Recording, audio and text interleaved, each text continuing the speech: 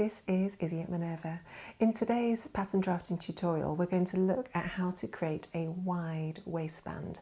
Now we can apply this principle to our skirt block or our trouser block, and depending on which one you're using, you can still follow these simple steps as I take you through how to create this particular waistband style. We're going to be looking at how to create a curved waistband shape, but you could straighten that off, or you could do any other type of shape that you want. The principles that we're showing you today, you can just go off and be super creative with them however you want to. As usual with our pattern drafting videos, you're going to need your standard pack of pattern drafting tools, and those are listed next to me here. So to start off with, grab your skirt block or your trouser block and trace over it to start off with, and then we'll start to adapt it. In this video, I'm going to use my skirt block rather than trouser block, and I'm just using my basic skirt block, so I've got that here. For you at home, what you'll want to do is trace over your skirt or trouser block so that you can follow along and make the adaptations to the block as needed. The first thing we're going to do with our skirt pattern pieces is draw in the curve of the yoke. After we've done that, we're going to adapt the 3 darts so that they work nicely with the yoke, and then we're going to cut out our skirt main piece and our yoke, and again main piece and yoke. So that's the process that we're going to go through today. Now, as always with the dimensions that we use on these tutorials, you can pick and choose your own dimensions for how you want to place your yoke on your skirt or trouser front.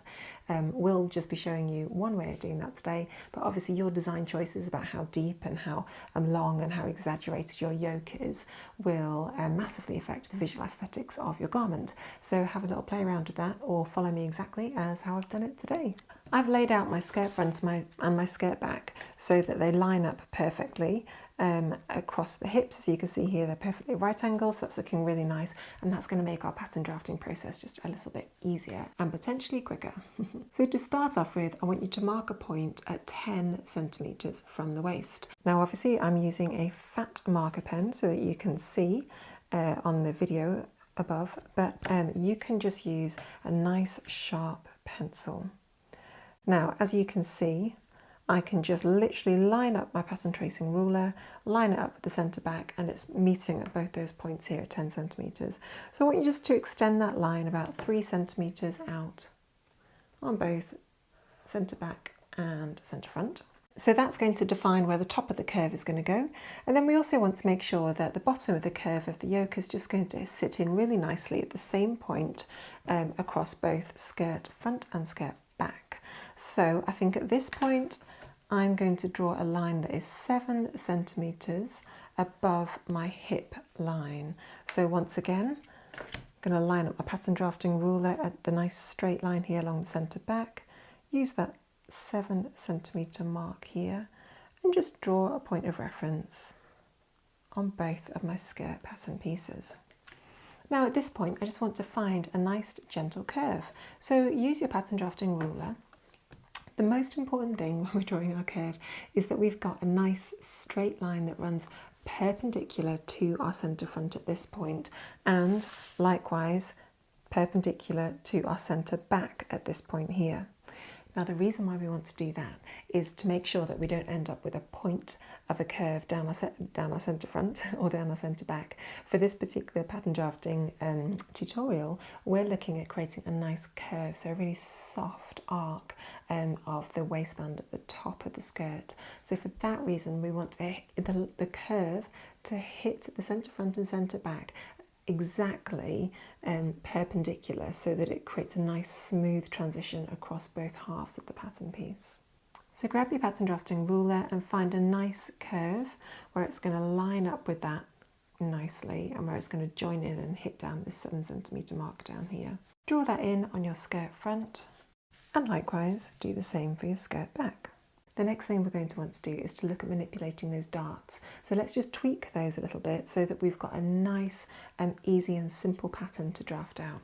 We're going to work on the skirt front to start off with, and what we're going to basically do is raise that dart so that it finishes on the waistband or the yoke line at this point here. So I want you to find the centre of the dart across the waistband first. So find that measurement, mark that on, and then just draw a nice straight line from the bottom of the dart all the way up to the waist at the centre of that dart. Now the next thing we want to do is to redraw the dart so that it aligns with the yoke here, effectively just shifting that line up. I'm just going to put a big cross through there because I want to remember that we've now removed that dart volume at that point.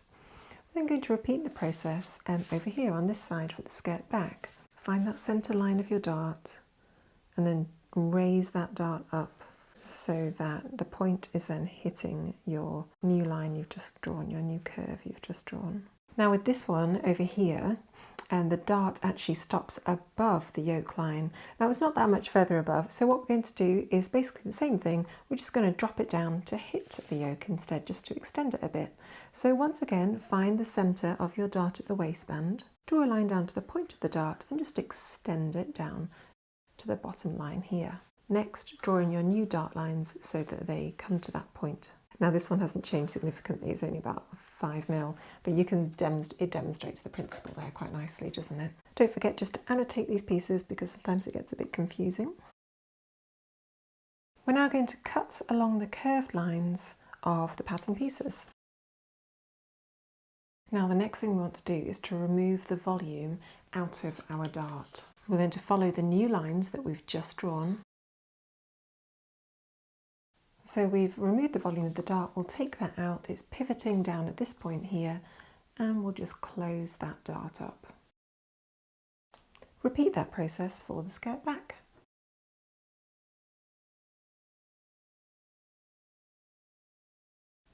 So we're going to remove the volume of those darts, and then we're just going to close up those darts.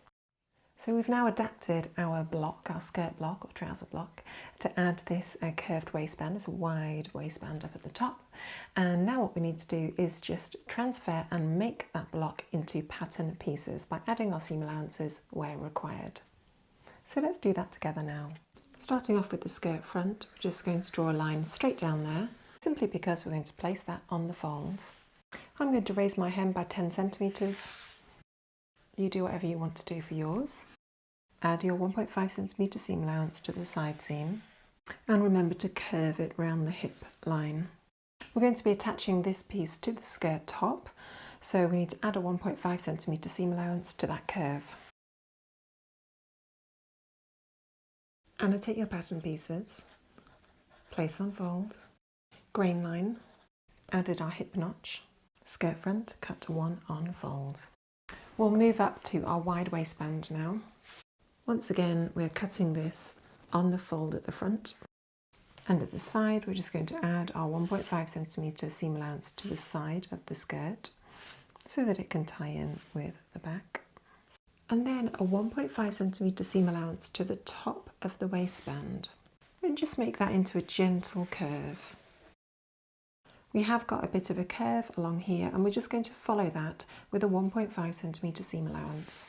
The curve of our waistband is exactly the same length as the curve of the bottom of the skirt, and therefore it will match up exactly. Annotate the pattern piece. Place on fold, grain line. We're saying skirt front waistband, we're going to cut 2 on the fold so that we've got 1 to line the garment with as well. Repeat that whole process for the skirt back. Place on fold, grain line, skirt back, cut 1 on fold. Place on fold, grain line, skirt back, cut 2 on fold. Brilliant. It's now time to cut out those pattern pieces out of your calico. Okay, so we're going to start with our skirt front, and we've got our main skirt pattern piece here, and then we've got our wide waistband at this point. We've got 2 of these. This one is going to attach onto the top of the skirt, and then this is our front facing, so it's going to sit underneath this bit up here, and I've just labelled that so it's the right side so we can refer to that later on. So the first thing we're going to do is to attach our wide waistband to our skirt. So if the right side of the skirt is facing up on the screen, I'm then going to flip it over so that right sides are together and start pinning it along the curve.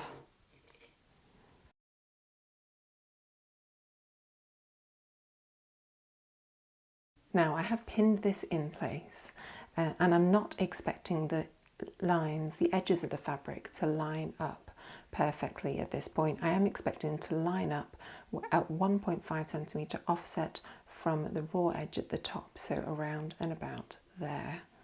So that's where they're meeting at that point there. Once again, I'm going to be using a contrasting thread today in the demo, just so that you can see it really clearly against the cream colour of the calico on the video. However, at home you may want to choose a thread that complements your fabric choice. So we're just going to sew this using a 1.5 centimetre seam allowance. Lovely. Now at this point, just go and press that seam up towards the waistband. We've got the exact same scenario now with our skirt back. So we're going to attach our wide waistband to our main skirt just by pinning it, and we're going to leave the other waistband, which will create our back facing, just to one side while we do the rest of this. Now to aid with accuracy at this point, you may want to just fold your pattern pieces in half and then just mark a little notch where the centre seam is, or where the centre back is, just so you've got those easily to align again. Great, so right side facing up, we're now going to flip the fabric over so it's right sides together and just pin it in place. We've got a little notch there as a guide. Once you've pinned it in place, you can then sew it using your standard 1.5 centimetre seam allowance.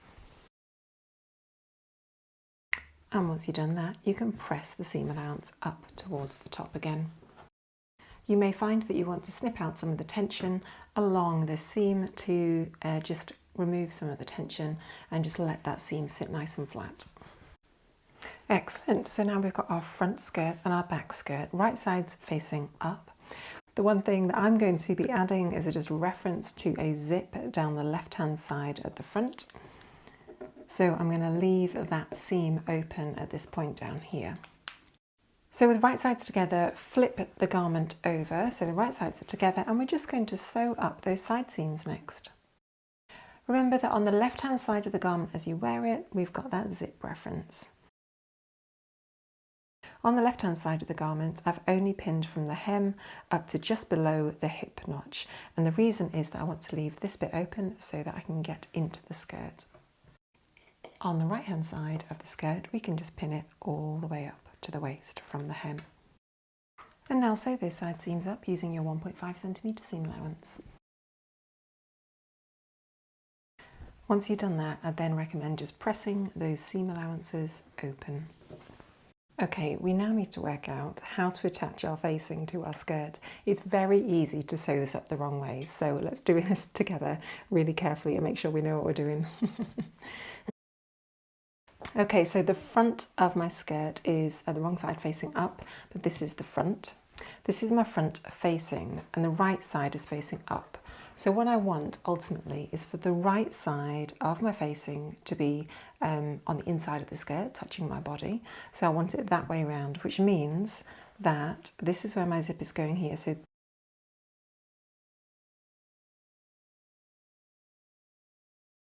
this is the side where I'm just going to annotate that I have a zip at that point.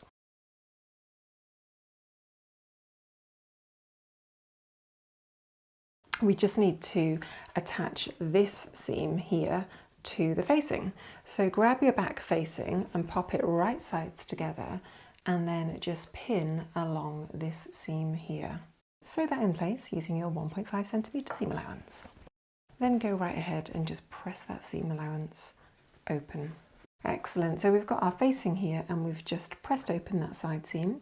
Flip it so the wrong side is facing up, and then at this point we just want to turn under the bottom of the facing by 1.5 centimetres.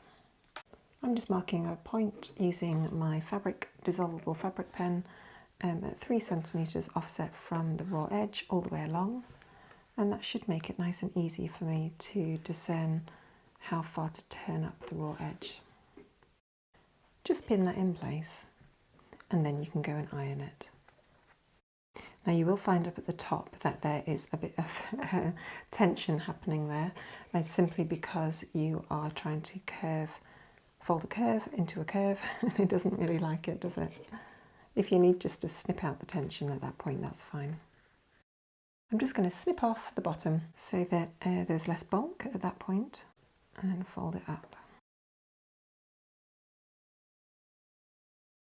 Once you've folded that all the way up, I just go and press it in place. Perfect. At this point, you're going to want to add your zip to your side seam. If you're not quite sure how to do that, we have got some other tutorials on our Minerva YouTube channel which clearly show you step by step how to create or how to sew an invisible zip. So go take a look at those. So once you've got your zip in place, we then just want to attach our facing onto our skirt with the right sides together. So let's do that together, and we are just going to pin it all the way along the waistband. Make sure you're only pinning through the 2 layers of fabric at the waistband and not pinning the whole skirt together. Align your side seams. Now then, when we get to our zip, what I want us to do is actually to pin our facing down onto the zip so that we're sandwiching the zip inside and in between our facing and our skirt.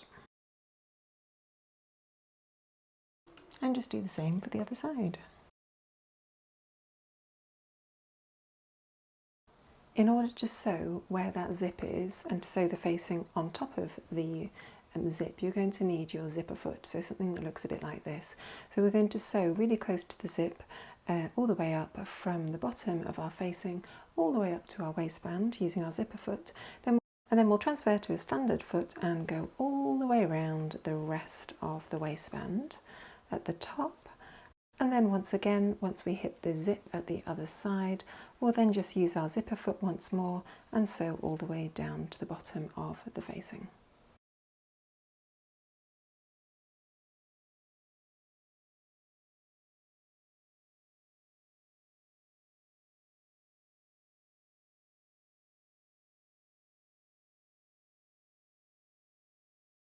You may want to snip the corners now just to reduce the volume of fabric. Okay, we're now going to turn the facing so that it's facing onto the inside of the garment. And that's just going to help conceal our lovely wide waistband really nicely. I would recommend at this point just pressing that facing in place so that the waistband is sitting nice and flat, and then we just got one more step to do, which we're going to do together. Okay, our next and final step is that we just want to attach this facing of our waistband down so that it's hiding the seam allowance at this point. So I just want you to pin it in place so that it's just overhanging that seam allowance really nicely. And just pop a few pins in just to hold it in place so that when we come and pin it from the other side, we know that we're definitely going to be covering that seam.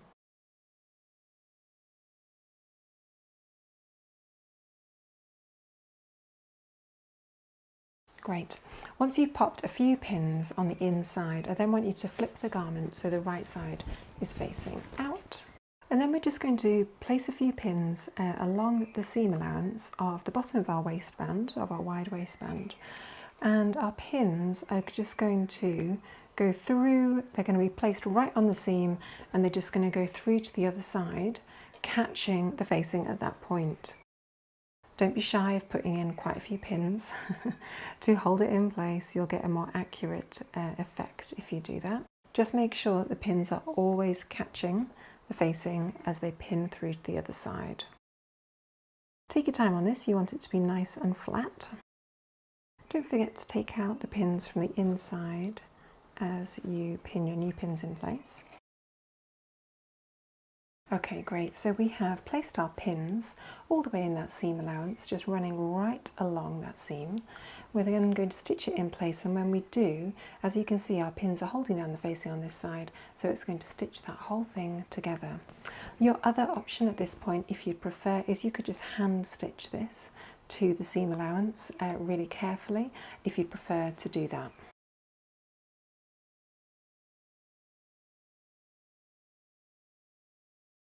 Lovely. So we've now stitched in the ditch all the way around the top of that waistband. It's now completely done. If you're going to hem your skirt, obviously hem it at this point too. I'm going to go and try mine on and see what it looks like. Our wide fitted waistband is looking great on this fitted skirt. The really nice big feature across here, which then comes into the back as well, just looks really great. Big fan of it. I think it's a good feature for drama. Imagine it being a bit of colour blocking, different sorts of colours playing about with the skirt and the waistband. Could look really cool. You can imagine if the shapes were different as well, that would give a really different aesthetic to the waistband. So lots of concepts to play around with the wide fitted waistband. So there we have it, a beautiful wide skirt waistband. That can be applied in so many different scenarios, and you can change the shape of it. You could have it more pointed, you could do some kind of scallops, you could do all sorts of things to create a nice wide feature waistband. As ever, we love to hear from our maker community here at Minerva, so please do upload any of your photos onto our website. You can create a free account to do that. I would love to see your progress, see what you've been doing, see how you've been patching different bits together and jigsawing them together to create your own unique garments. We do have plenty more of these tutorials available for you, so please do take a look on our Minerva YouTube channel and just pick and choose the ones that you fancy watching. Thank you for joining me today. I will see you next time.